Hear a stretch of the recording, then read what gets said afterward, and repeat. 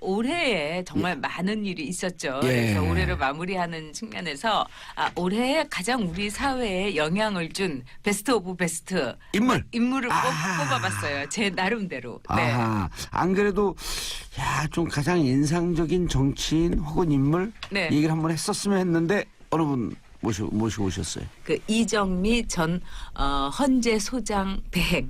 지금은 고려대 석좌 교수로 계시죠. 그분에 대해서 한번 이야기를 해볼까 해요. 네. 고려대로 가셨나요? 예, 그렇게 고대 출신이니까. 네네. 뭐 이종교배도 좋긴 하지만. 저도 생방송 하다가 그 와중에 이걸 들으면서 생방송을 했거든요. 아, 네. 예. 저도 기억나요. 그 선고의 순간. 이에 재판관 전원의 일치된 의견으로 주문을 선고합니다. 주문, 피청구인 대통령 박근혜를 파면한다. 네. 그냥 소름. 그렇죠. 그게 3월 10일이었죠. 3월 10일 날이요. 네. 예. 그러니까 국익과 또는 국민의 이익을 위해서 대통령 박근혜를 파면한다. 예. 이 한마디가 떨어졌을 때 아마 많은 분들이 소름 정도가 아니라 울컥했을 것 같아요. 그래서 또 이분이 3월 10일 그 박근혜 전 대통령에 대해서 탄핵을 선고한 뒤에 바로 3월 13일에 퇴임을 했어요. 근데 이분의 퇴임사가 그 한비자에 한 글귀를 인용한 것이 이 시중에 회자가 됐었죠. 그러니까 법의 도리는 처음에는 고통이 따르지만은 나중에는 오래 아주 이롭다. 이것이 바로 우리 사회에서 박근혜 전 대통령의 사치를 물리치고 이른바 오래오래 이룬 법치를 우리가 이제 뿌리 깊게 내린 데에 대한 이정미 재판관의 어떤 이 사법관이라고 할까요? 이 국가관 또는 사회를 보는 눈을 알게 하는 아주 멋진 인용이었다고 생각합니다. 예, 피청구인 대통령 박근혜를 파면한다. 아주 평범하고 네, 평이한 목소리로. 그렇죠. 그러나 역사의 무게를 담아서. 이분이야말로 제가 보기에는 우리가 한때 이제 우리 옛날에 시몬드 베이유에 대해서 이제 책 읽고 그럴 때 불꽃의 여자다. 겉으로는 참 나약해 보이고 뭐 이렇게 특별하지 않은데 근데 바로 그런 것 같아요. 아주 전형적인 외유 내강형의 그러나 또박또박 자신의 길을 용기와 성실과 그다음에 직업감과 책임감으로 온 여성이다. 이렇게 봐요. 그 시간을 딱 그렇게 선고하고 그 발표문을 끝내고 시계를 딱 보는 그 장면. 역사적인 장면이죠. 예, 그 요약본은 본인이 직접 썼다는 거 아니에요? 그렇죠. 이 주문은 이제 강일원 그 재판관이 쓰고 요약본을 본인이 썼는데 거기에 이제 덧칠해서 이 우리나라에 대한 걱정이라든가 앞으로 이제 대한민국이 어떻게 가면 좋은지 이렇게 짧게 한 걸 보면서 우리가 우리 모두의 마음하고 똑같구나. 좀 더 평화롭고 공정한 사회. 그렇지만은 이 많은 사람에게 따뜻하고 법이 따뜻할 수 있는 사회를 이분이 지향한 게 아닌가 이런 생각이 들어요.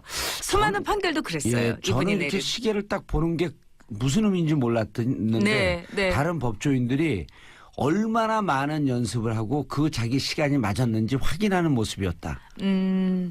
그렇죠. 그리고 그 당시에 우리 국민들이 똑같이 역사의 시계를 본 거다 이렇게 생각을 합니다. 알겠습니다. 문재인 대통령이 드리는 훈장도 받았다고요? 네, 이건 사실 문재인 대통령이 드리는 게 아니라 그렇죠. 우리 국가가 주는 거고 그다음에 사실은 뭐 다른 분들도 다 받았어요. 특히 헌재 재판관들은 거의 이제 받는데 대부분 그런 점에서 뭐 특별히 그 탄핵을 선고해서 받은 그 훈장이 아니라 그 동안의 법률가로서 헌신에 대한 우리 국가가 주는 당연한 예우다 이렇게.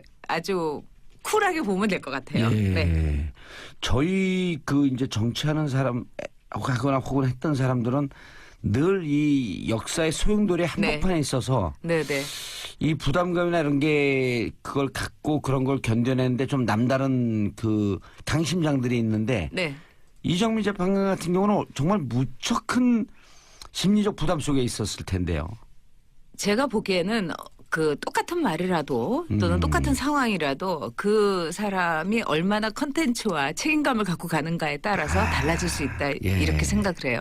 박근혜 전 대통령이 그런 말을 했죠. 내 어깨에 우리 4,700만 국민들의 운명이 달려있다. 이 조그만 어깨에 이런 말을 중국에 가서 했는데 저는 그 말 자체가 별로 좋지가 않았어요. 왜 그러냐면은 마치 나약한 어깨에 달려있으니 잘 봐달라 막 이런 식으로 저는 어떤 정치인이든지 이렇게 애원하고 예. 또 뭐 나약함을 강조하는 게 딱 질색인데 이정미 재판관 같은 경우는 전혀 그런 말 없이 없었어요. 네. 꿋꿋하게 그렇다고 그리고 강한 척도 하지도 않았고. 그렇지도 않고 정말 우리 여성들이 얼마나 인생을 통해서 모든 여성들이 강하다는 거를 무언으로 보여줬다고 생각해요. 행동으로서. 그런 예. 점에서 큰 차이가 있었다. 이렇게 볼 수 있죠. 나중에 인터뷰한 거 중에 이런 내용이 그 기억이 남는데 한 나라의 대통령을 파면한다는 것이 슬프지 않다면 법률가로서 인간의 마음이 마비된 것 아닌가. 그렇죠. 네. 사실 그 법이라는 거는 준엄하면서도 따뜻한. 네. 네. 법이라는 것이 우리가 뭐 상황에 법과 사상 뭐 이렇게 얘기하고 법은 정말 한치의 그 여지도 없이 인간이 아니라 그야말로 법 아래서 칼날을 휘두르는 거다 하는데 법이야말로 더 많은 사람들의 편안함과 행복을 위해서 있는 기본적인 온정을 예. 저는 통해서 법치가 태어났다 이런 생각을 해요. 그리고 그런 점을 증명해 준 분이 아닌가 이런 생각이 듭니다. 유독 그 헌재 재판관들 8분들이 존경스럽게 보이는 그 네. 대목이었거든요. 몇 달 네. 동안. 저는 진짜 존경스러웠을 때가 그 김평우 변호사라든가 뭐 저 우리의 상식을 변호사 그냥 비교가 되더라고요. 그렇죠. 그분들이 너무. 법정에서 막 한 걸 볼 때마다 이 이정미 재판관이 막 이렇게 뒷목 잡는 사진들이 예. 굉장히 많은 장면이 있었어요. 그걸 그분들은 보고 대잔치를 연출했죠. 막말 대잔치, 아무 말 대잔치. 그렇기도 하고 이 역사 앞에서 예. 우리 국민들이 무엇을 원하는지가 아니라 정말 피청구인이 무엇을 원하는지에만 철저하게 집착했기 때문에 그런 점이 더 이 이정미 재판관의 뒷목을 잡게 했지 않을까 이런 생각이 듭니다. 이 어처구니 없는 현실이. 인상적인 게 그 네. 어느 변호사인지 굳이 실명을 말씀드리지 않아도 다들 기억하실 텐데 그 인터넷으로 생중계되니까 네. 거기를 보고 막 그 외치잖아요. 그러니까 재판관이 돌아서 여기를 보고 얘기하라고. 진짜 그래도 끝까지. 우리 법정이 최근 들어서 저는 많이 훼손됐다고 생각하는데 예. 저는 모든 법의 선고나 이 판결이 옳다고 생각하지 않아요. 그것도 인간적인 것이기 때문에 정말 우리가 오진 만큼 오심도 많습니다. 예. 그렇지만은 이 서양에서 보면은 뭐 하다못해 이제 홍콩 영국의 영향을 받아 홍콩만 보더라도 가발을 쓰고 나와요. 재판관들이. 그러면은 그렇죠. 영국 재판이 그렇죠. 네, 그래서 예. 많은 이제 사람들이 좀 그만하자. 무슨 뭐 이 개명한 21세기에 이 가발을 이렇게 긴 걸 쓰고 재판을 하냐. 그런데 결국은 재판의 엄숙, 그다음에 법정에서의 굉장한 그 어떤 그 예의라고 할까 선고에 대한 존경 이것 때문에 가발을 계속 쓰면서 그 엄숙함을 유지하자. 예. 그거는 왜냐하면 인간이 물론 내리는 재판이고 또 거기에 대해서 판결에 대해서 이의도 많고 우리 뭐 석궁 사건도 있고 그렇지만은 기본적으로 볼 때 법치라는 거에 대해서 우리 모두가 큰 약속을 했다는 거 이런 것을 통해서 아마 법정에 대한 예의 예. 이걸 강조했는데 우리는 너무나 크게 훼손됐었죠 그때. 네. 이정미 재판관 하면 또 가장 인상적인 그림 한 컷. 네. 헤어로. 저게 뭐지 그랬어요. 네. 남자들은 특히. 근데 여자들은 네. 그걸 보고 다들 아차 싶은 거예요. 왜냐하면 나도 저럴 뻔했는데. 그리고 저도 그렇게 했던 기억도 있어요. 똑같은 건 아니지만은 그리고 많은 일하는 여성들이 이제 운전을 하면서 이제 뭐 립스틱도 바르고 운전하면서 메이크업을 하더라고요. 아니, 그러니까 왜 그 중간에 이렇게 예. 쉬는 시간에 있잖아요. 신호도 신호정지. 되기. 예. 그러니까 어떤 때 그 참 위험한데 이 워킹 마음으로 산다는 거는 정말 24시간이 고개와 서커스를 하는 거하고 똑같아요. 그래서 딱 이제 신호 대기 이렇게 있을 때 막 눈썹도 그리고 막 립스틱도 그리는데 제가 방송에서 그 얘기를 한 적이 있어요. 옛날에. 그랬더니 같이 했던 아나운서분이 그래서 눈썹이 맨날 삐뚤빼뚤하고 립스틱이 모양이 없었군요. 막 이렇게 이제 저를 이제 어떻게 보면 이제 그렇게 말씀하신 적이 있었는데 그게 모든 여성들의 일상이에요. 그런 점에서 이정미 그 재판관의 헤어롤이라는 거는 우리 여성들에게 공감을 불러일으켰고 애잔함을 불러일으켰고 남성들에게는 대한민국의 여성이 저 최고의 위치에 있는 법관이 누릴 수 있는 것이 바로 저런 일상이구나. 헤어롤을 하면서 얼마나 정신없었으면. 그리고 박근혜 전 대통령의 그 재판 자체가 굉장히 스트레스도 많고 무겁기도 했지만 아마도 이정미 재판관의 일생이 아마 그랬을 겁니다. 그래서 그 재판뿐만 아니라 그렇죠. 그래서 많은 여성들이 애잔함도 느꼈지만 또 하나는 뭐냐면 저는 몇 가지를 얘기하고 싶어요. 하나는 그때 헤어롤을 앞에 이렇게 말고 다니는 게 티네이저들한테 굉장히 유행이었어요. 맞아요. 네. 그래서 10대들은 그런 장면을 자주 봤어요. 그렇죠. 근데 그 10대 여성들의 그 천진난만한 멋부리기가 결국은 다음에 이렇게 이정미 재판관처럼 뒤에 헤어롤 말고 나타날 수밖에 없는 어쩔 수 없는 엄마와 아내와 또 직업을 가진 여성으로서의 어떤 삼중고를 얘기해줬다.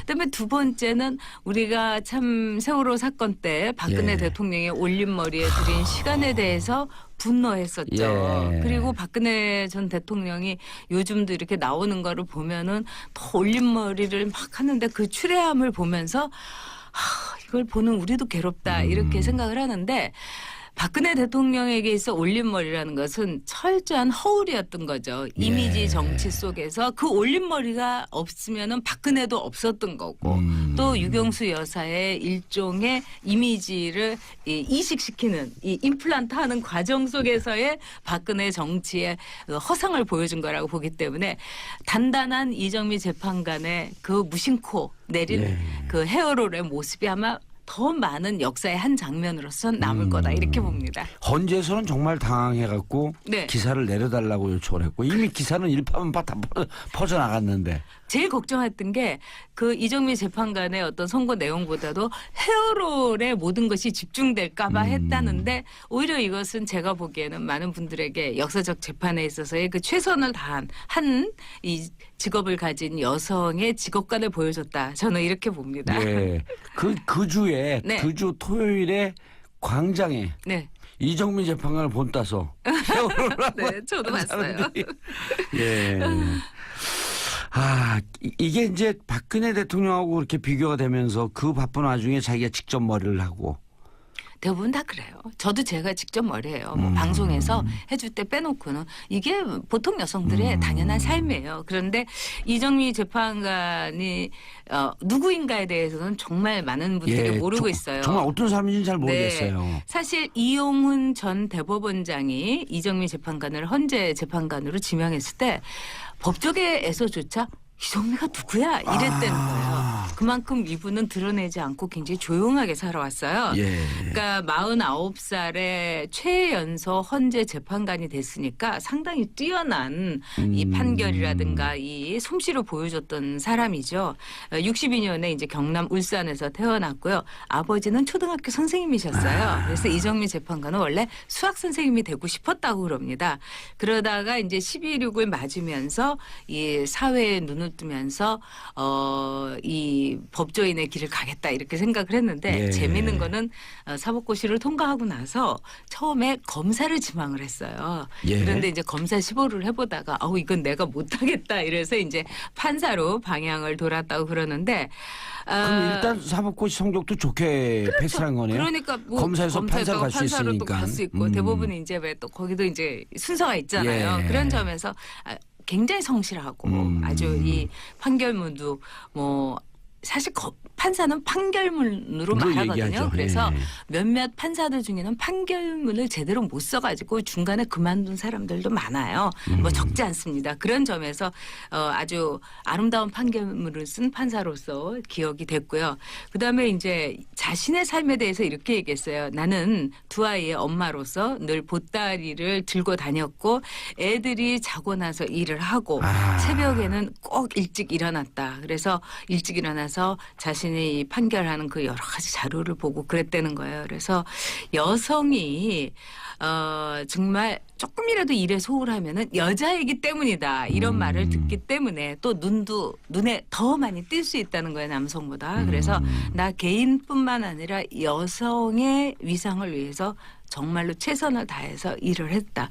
참 이 얘기를 한 인터뷰에서 했는데 가슴 아픈 얘기예요. 저도 정말 눈물이 이렇게 울컥할 정도로. 왜냐하면 이것도 저의 한 얘기였고 아마 이 방송을 듣는 청취자 여성분들. 여러분들도 애청자 여러분들도 아마 동일감을 느낄 거예요. 그런데 이정미 재판관의 그 부근되는 분은 이제 대학 교수예요. 하버드에서 경제학을 하고 이제 숙대 교수로 있고 또 일남일녀인데 진짜 그 가정 생활에 이분은 아주 이 방점을 많이 두었어요. 그래서 승진하는 케이스로 이제 지방에 가는데 애들 교육 때문에 못 가겠다 이렇게 승진을 포기하면서까지. 예, 그렇게 한 적도 있고. 근데 이것이 제가 볼 때는 저는 이제 한동안에 일 중독자이기 때문에 뭐 가정이고 뭐고 나의 일이 중요하다 이렇게 생각을 했었어요. 근데 대부분 이제 일하는 분들이 많이 그쪽 그렇게 그렇지는 하잖아요. 않죠. 근데 저는 그렇고 그것이 옳은 길이라고 생각했는데 지금 나이가 들어서 보니까 아이들이 굉장히 민감한 시절이었던 거예요. 그래서 그런 선택을 한 게 저는 엄마로서 올바른 선택이었다. 그래서 최근에는 이제 저희 후배들도 저한테 뭐 가정이 중요해요, 아니면 뭐 일이 중요해요. 이럴 때 저는 가정이 중요하다, 아이들이 중요하다 이런 얘기를 해줘요. 근데 늘 아이들을 선택을 했었죠. 그렇지만은 그러면서도 이런 처절한 노력으로 여기까지 온 거예요. 참 대단한 여성이다. 저는 이렇게 생각합니다. 양쪽을 아주 조화롭고 균형 있게 이제 경영했던 훌륭한 인생이었다 이렇게 생각을 합니다. 여성 재판관으로는 전현숙 재판관에 이어서 두 번째다요. 네. 역대. 네. 여성이 그때 그 이정민 재판관 될 때만 해도 이제 그 지금으로부터 보면 한 15년 전쯤인데. 그렇죠. 네. 그렇지만은 사실은 여성 법조인들은 우리나라의 전문직 중에서는 여성들이 가장 먼저 진출을 한 뭐 이태영 변호사도 있고. 그렇죠. 네, 왜 그러냐면 시험을 봐서 이게 판결이 그러니까 결정이 되기 때문이에요. 그래서 이 구미 같은데 특히 유럽, 특히 프랑스 같은 데는 재판관의 70% 정도가 여성이에요. 판사들이. 요즘도 그 초임 검사 판사들은 여성 비율이 확 높아졌다 그러잖아요. 지금 시험으로 통과하는 데는 다 여성이죠. 그러니까 왜 언론고시가 한참일 때 지금은 뭐 언론고시 정도는 아니지만 그때 성적으로만 뽑으면은 뭐 95%가 다 여성이었다는 거 아니에요. 이 방에도 5명 중 저만 빼놓고 다 여성입니다. 의미가 있는 거죠. 근데 이 이정미 재판관의 그동안의 판결을 한 걸 보면은 저는 굉장히 흥미로웠어요. 그 판결 내용이. 흔히 이제 이용훈 대법원장 하면은 이제 진보적 성향이기 때문에 이정미 재판관도 진보 성향일 거다. 근데 이분은 진보와 보수라는 진영의 논리를 넘나든 판결을 했어요. 저는 그 점이 참 공정하고 공평한 여성으로서의 특이한 점이다. 이렇게 봐요. 일단 이제 간통죄에 대해서는 진보 성향을 가진 분들은 남녀의 문제는 그 개인적인 문제이기 때문에 국가가 거기에 대해서 관여해서는 안 된다. 이런 성향을 갖고 있어요. 그래서 헌재에서도 간통죄가 위헌 판결이 날 때 그러나 이정미 재판관은 일부 소수 의견을 냈어요. 왜 그러냐면 간통이라는 것은 혼인의 사회적인 역할, 그다음에 가족 공동체의 유지에 상당히 파괴적인 영향을 끼치기 때문에 합헌이다. 이런 소수 의견을 냈습니다. 또 반면에 지금 이제 의사가 이 제왕절개 수술을 할 때 거기에 대해서 우리 사회적인 인식이라든가 또는 이 점에 있어서는 보수적으로 볼 땐 그는 전문적인 판단을 했기 때문에 산모가 사망을 했다 하더라도 그것은 어떻게 보면 범죄나 이것을 우리가 이제 벌할 수가 없다. 이런 인식이 대부분이었어요. 그리고 우리가 이제 병원에 가면은 이 보호자 보고 이제 쓰라고 그럽니다. 이 목숨을 잃는다 하더라도 이제 각서를 쓰라 그러죠. 저도 쓴 적이 있어요. 저희 어머니 수술하실 때 그때 정말 가슴이 벌렁벌렁 뛰더라고요. 근데 똑같은 사건에 대해서 이 산모가 제왕절개 수술을 했다가 사망을 했을 때 여기에 대해서 철저하게 위험성을 고지하지 않은 것은 전문직이라고 하더라도 의료인으로서 부당하다. 이래서 거기에 대해서 벌을 한 적이 있어요. 굉장히 이것도 어떻게 보면 소수 의견이고 진보적인 의견을 낸 적이 있습니다. 반면에 우리가 지금도 굉장히 논란이 되고 있는 통진당 해산 명령에 대해서 여기에 대해서는 진보 진영에서는 선거를 통해서 생긴 당에 대해서 어떻게 해산 명령을 내리냐 이럴 때 그 당시에 주심이 누구였냐 이정미 재판관이었어요. 단호하게 통진당은 우리 사회의 기강과 안전을 위하기 때문에 해산한다. 이렇게 단호하게 이때 주문을 쓴 적이 있습니다. 그래서 반면에 또 이분이 굉장히 흥미로운 것은 뭐냐면은 이런 모든 점에 있어서 여성으로서의 어떤 색채라든가 이런 걸 드러나지 않고 정말 무미하게 그러나 심플한 문장일수록 아름답고 단순한 문장일수록 힘이 있어요. 저는 그래서 특별히 올해의 인물로 이정미 재판관을 제가 뽑은 이유는 뭐냐. 박근혜 전 대통령을 만약에 남성 헌재 소장이 파면한다. 이렇게 했을 때에 우리 여성들이나 우리 사회에서 어떻게 느꼈을까? 첫째는 어떤 남성 권력에 이제 희생되거나 부당한 대우를 받은 수많은 여성 권력이 겹쳐지지 않을 수가 없어요. 저도 박근혜 전 대통령의 파면은 정당하다고 생각하지만 또 두 번째, 박근혜 전 대통령이 됐을 때 여성 대통령이어서 우리가 굉장히 많은 기대를 했었습니다. 그런데 여성의 장점을 전혀 살리지 못하고 여성의 단점을 통해 가지고 이제 여성은 안 돼. 이런 많은 우리의 판단을 하게 됐을 때 이정미 헌재 소장 대행이 여성으로서 그 어떤 남성도 할 수 없는 정말로 차분하고 성숙하고 그러면서도 법치의 이름으로 우리 역사를 재창조했다는 점에서 저는 참으로 이정미 재판관이 당시 헌재 소장 대행으로서 파면을 선고했다는 게 다행스럽다 이렇게 생각합니다. 자칫 잘못되면 왜곡될 수 있었던 여성 리더십에 대한 시선을 바로잡아줬다. 그렇죠. 제자리에 돌려줬다. 저 이렇게 생각을 해요. 알겠습니다. 없었어요. 네. 꿋꿋하게. 그리고 강한 척도 하지도 않았고. 그렇지도 않고 정말 우리 여성들이 얼마나 인생을 통해서 모든 여성들이 강하다는 거를 무언으로 보여줬다고 생각해요. 행동으로서. 그런 점에서 큰 차이가 있었다. 이렇게 볼 수 있죠.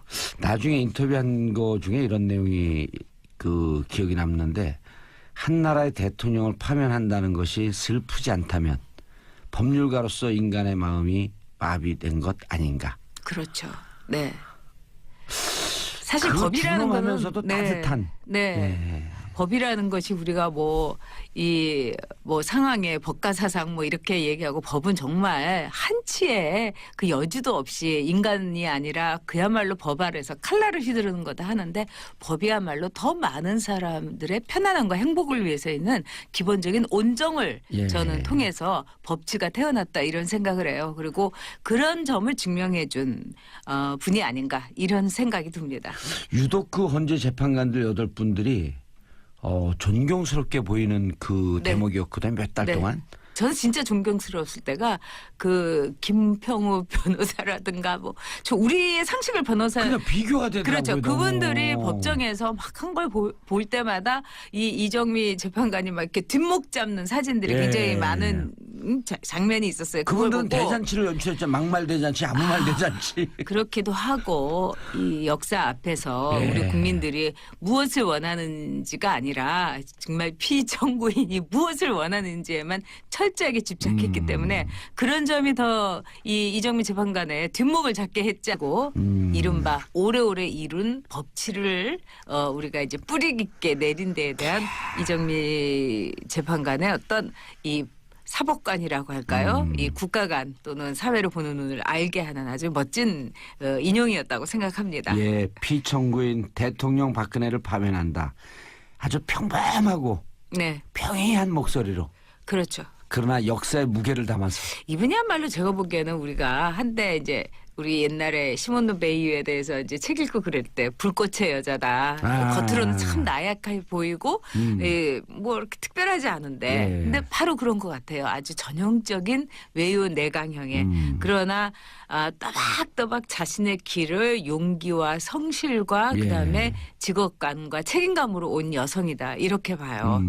그 시간을 딱 그렇게 선고하고 그 발표문을 끝내고 시계를 딱 보는 그 네. 장면. 역사적인 장면이죠. 예, 그 요약본은 본인이 직접 썼다는 거 아니에요? 그렇죠. 이 주문은 이제 강일원 그 재판관이 쓰고 요약본을 본인이 썼는데 거기에 이제 덧칠해서 이 우리나라에 대한 걱정이라든가 앞으로 이제 대한민국이 어떻게 가면 좋은지 이렇게 짧게 한 걸 보면서 우리가 우리 모두의 마음하고 똑같구나. 예. 좀 더 평화롭고 공정한 사회. 그렇지만은 이 많은 사람에게 따뜻하고 법이 따뜻할 수 있는 사회를 예. 이분이 지향한 게 아닌가 이런 생각이 들어요. 수많은 판결도 그랬어요. 예, 이분이 저는 이렇게 내린. 시계를 딱 보는 게 무슨 의미인지 몰랐는데 네, 네. 다른 법조인들이 얼마나 많은 연습을 하고 그 자기 시간이 맞았는지 확인하는 모습이었다. 않을까 이런 생각이 듭니다. 이 어처구니 없는 현실이. 인상적인 게 그 네. 어느 변호사인지 굳이 실명을 말씀드리지 않아도 다들 기억하실 텐데 그 인터넷으로 생중계되니까 네. 거기를 보고 막 그 외치잖아요. 그러니까 재판관이 돌아서 여기를 보고 얘기하라고. 진짜 그래도 끝까지. 우리 법정이 최근 들어서 저는 많이 훼손됐다고 생각하는데 예. 저는 모든 법의 선고나 이 판결이 옳다고 생각하지 않아요. 그것도 인간적인 것이기 때문에 정말 우리가 오진 만큼 오심도 많습니다. 예. 그렇지만은 이 서양에서 보면은 뭐 하다못해 이제 홍콩 영국의 영향을 받은 홍콩만 보더라도 가발을 쓰고 나와요. 재판관들이. 그러면은 그렇죠. 영국 재판이 그렇죠. 네, 그래서 예. 많은 이제 사람들이 좀 그만하자. 무슨 뭐 이 개명한 21세기에 이 가발을 이렇게 긴 걸 쓰고 재판을 하냐. 그런데 결국은 재판의 엄숙, 그다음에 법정에서의 굉장한 그 어떤 그 예의라고 할까 선고에 대한 존경 이것 때문에 가발을 계속 쓰면서 그 엄숙함을 유지하자. 예. 그거는 왜냐하면 인간이 물론 내리는 재판이고 또 거기에 대해서 판결에 대해서 이의도 많고 우리 뭐 석궁 사건도 있고 그렇지만은 기본적으로 볼 때 법치라는 거에 대해서 우리 모두가 큰 약속을 했다는 거 이런 것을 통해서 아마 법정에 대한 예의 예. 이걸 강조했는데 우리는 너무나 크게 훼손됐었죠 그때. 네. 이정미 재판관 하면 또 가장 인상적인 그림 한 컷. 네. 헤어로. 저게 뭐지 그랬어요. 네. 남자들은 특히. 근데 여자들은 네. 그걸 보고 다들 아차 싶은 거예요. 왜냐하면 나도 올해에 정말 많은 일이 있었죠. 예. 그래서 올해를 마무리하는 측면에서 올해에 가장 우리 사회에 영향을 준 베스트 오브 베스트 인물을 꼭 뽑아봤어요. 제 나름대로. 네. 안 그래도 좀 가장 인상적인 정치인 혹은 인물 네. 얘기를 한번 했었으면 했는데 어느 분 모시고 오셨어요. 그 이정미 전 헌재 소장 대행. 지금은 고려대 석좌 교수로 계시죠. 그분에 대해서 한번 이야기를 해볼까 해요. 네. 고려대로 가셨나요? 예, 예. 고대 출신이니까. 네네. 뭐 이종교배도 좋긴 하지만. 저도 생방송 하다가 그 와중에 이걸 들으면서 생방송을 했거든요. 네. 예. 저도 기억나요. 그 선고의 순간. 이에 재판관 전원의 일치된 의견으로 주문을 선고합니다.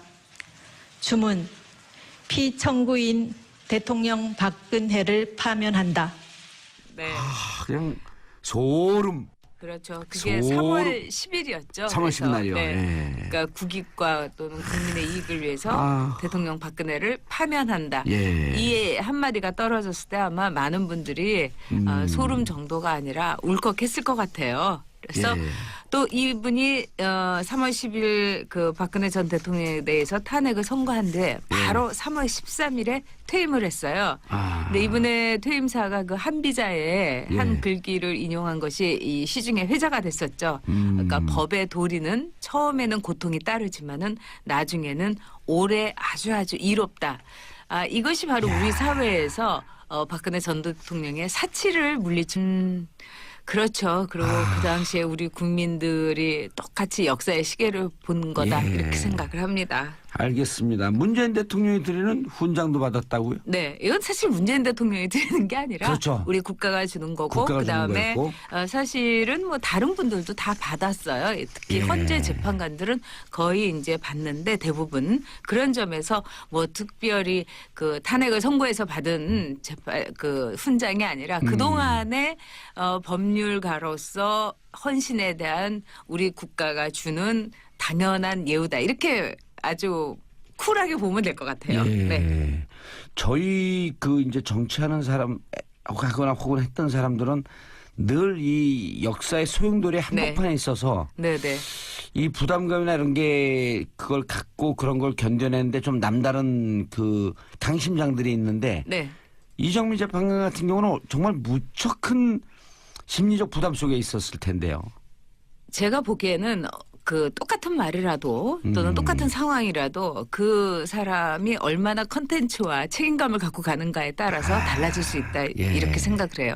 박근혜 전 대통령이 그런 말을 했죠.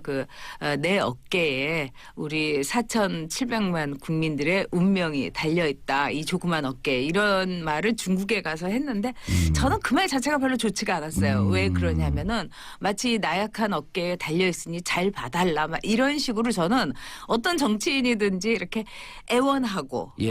또 뭐 나약함을 강조하는 게 딱 질색인데 이정미 재판관 같은 경우는 전혀 그런 말 없이